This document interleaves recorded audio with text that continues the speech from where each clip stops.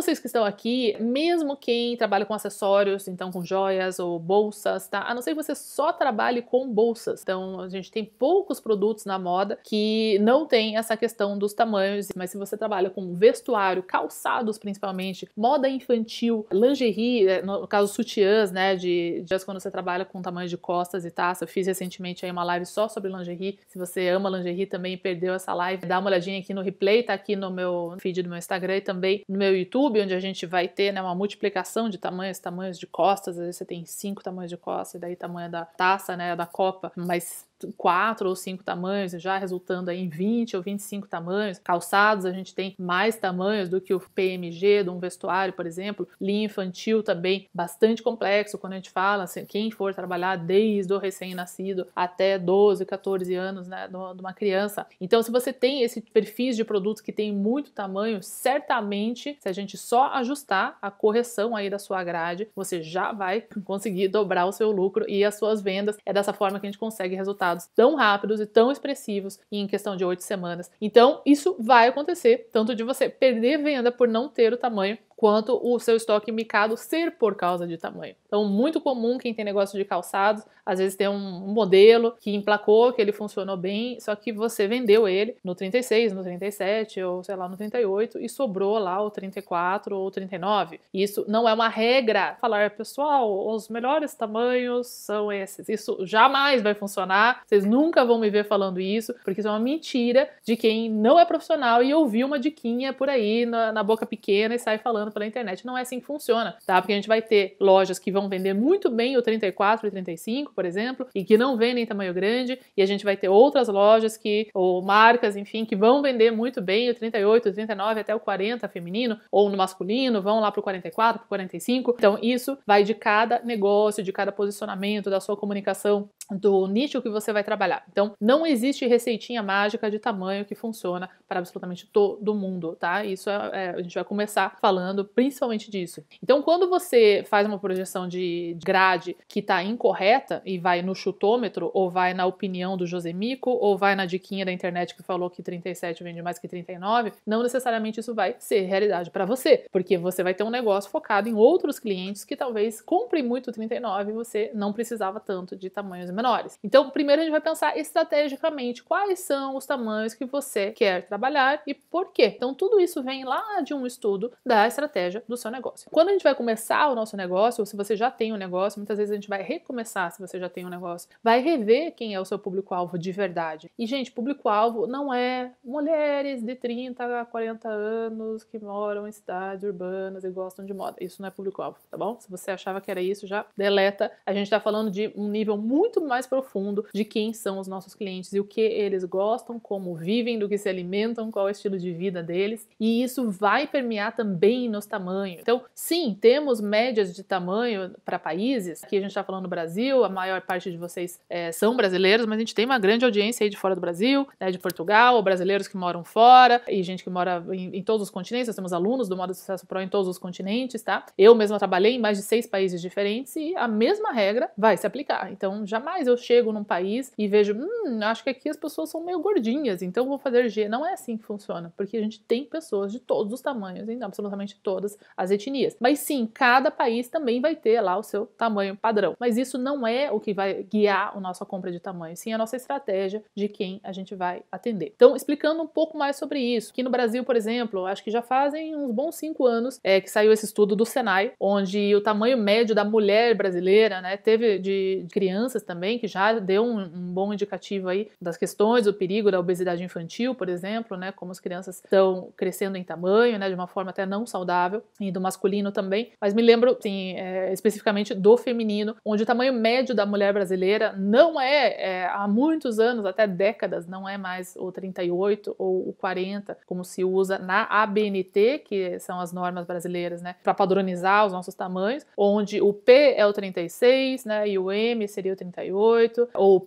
o PP seria o 36, o P seria o 38 e o M seria o 40, por exemplo. Então, o M sendo 40, a gente parte de um princípio que o tamanho médio de uma mulher brasileira é um manequim 40 brasileiro. E isso o Senai já trouxe dados e leituras corporais aí de medidas de milhares de mulheres brasileiras de todos os estados do Brasil todo, que na verdade o tamanho médio da mulher brasileira é 44. Então, quando essa notícia saiu, já veio à tona, né, essa necessidade da gente repensar, né, a questão até do famoso 121, que se você vai comprar um produto, não compre só um produto de cada. Tem muita gente que ainda só compra um produto, né? Então escolhe o modelo, vai lá e compra um, e daí escolhe no palitinho, né, se eu compro o P ou o M. Isso tá totalmente incorreto, não é assim que funciona, mas houve, né, por muitos anos, né, uma regrinha do chute mesmo, que a gente chamava de 121, que é 1P, 2M e 1G. Não sigam isso, tá? Isso é só assim, o básico dos básicos, pra gente pensar. E se você pensar que o M, então, no caso, seria o 40, ele já estaria fora, né, da média do mercado brasileiro.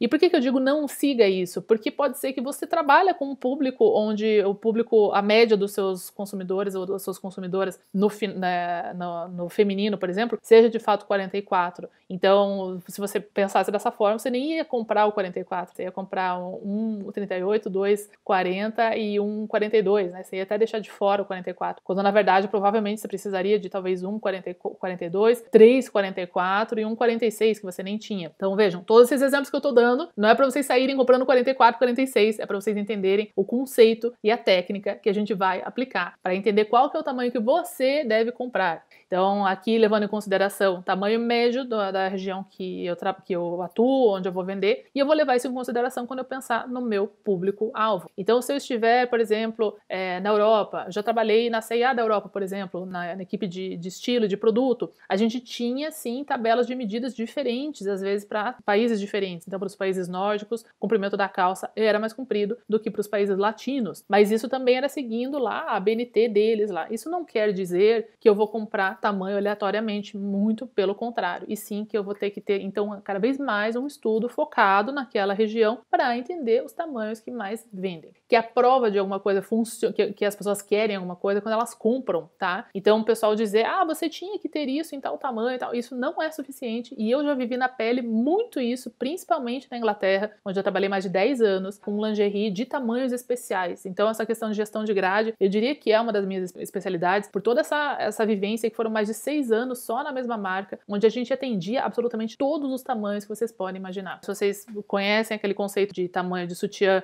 onde você tem o tamanho das costas e da taça, a taça normal que a gente, normal, né, convencional, comum que se usa aqui no Brasil, no geral é a taça B, tá? Mas a gente teria uma proporção que é aquela mesmo tamanho de costas, seria um 42 ou um 44 ou um 46, enfim, só que com uma taça um pouco menor, que seria o A, e daí um pouco maior, mesmo tamanho de costas, só que com um busto um pouco maior, C, D, E. E só para vocês terem uma ideia, a gente ia do 40 ao 58 em costas e do AA, que é menor do que um A, até o J, tá? Então vocês façam a conta aí, a gente tá falando de mais ou menos 40 tamanhos, tá? E não necessariamente eu tinha esses 40 tamanhos no mesmo modelo, porque a construção do produto, enfim, o estilo não funciona necessariamente para todo mundo. Por mais que as pessoas queiram que isso seja o caso, não é, tá? E na lingerie a gente tinha isso muito claramente, ou seja, eu não vou ter um sutiã push-up com bojo, com enchimento, por exemplo, no tamanho de taça J. Isso não vai acontecer. Ele não é nem feito, as pessoas não vão usar. Então, quem tem uma taça J, ela tá buscando uma distribuição daquele busto, né, dentro aqui do tórax dela. A última coisa que ela quer é um enchimento, é um bojo com enchimento. Alça fininha, por exemplo, se eu tenho isso num tamanho 40, 42 ou 44, taça A, B, no máximo C, é um busto que ele não pesa tanto. Se eu coloco uma alça fininha, por mais delicado e bonito que possa parecer num sutiã menor, e eu coloco isso numa taça F, numa taça G, numa taça H, como a gente trabalhava, ele vai cortar literalmente, ele chega cortando porque o peso do busto é muito maior. Eu preciso de um forro diferenciado, eu preciso de elásticos diferenciados, eu não posso fazer a mesma construção e simplesmente graduar. As oportunidades do plus size, a gente falou de plus size aqui, então fazer plus size não é simplesmente pegar lá o produto e fazer a graduação. Quem tem marca própria, vou lá, então aqui a minha piloto é no M, ou é no 40, ou é no 38, enfim, então tá bom, vamos fazer plus size. Então eu pego lá, faço uma graduação até o 50 54 e boa, não funciona, esse produto não vai funcionar, não vai ficar bom. Você precisa necessariamente fazer provas desses produtos no meio ali do caminho. Você pode fazer uma graduação do 38 até o 42 ou até o 44 ali esticando, mas eu sugiro fortemente que você faça uma prova de um 42 ali para ver se não está desproporcional, tá? Porque quando você vai fazer uma graduação, você não precisa necessariamente aumentar muito o punho ou a largura ali da calça num tornozelo, por exemplo, tá? Mas você talvez precise acomodar um pouco mais até a cintura ou o quadril do que você faria numa graduação normal. Então,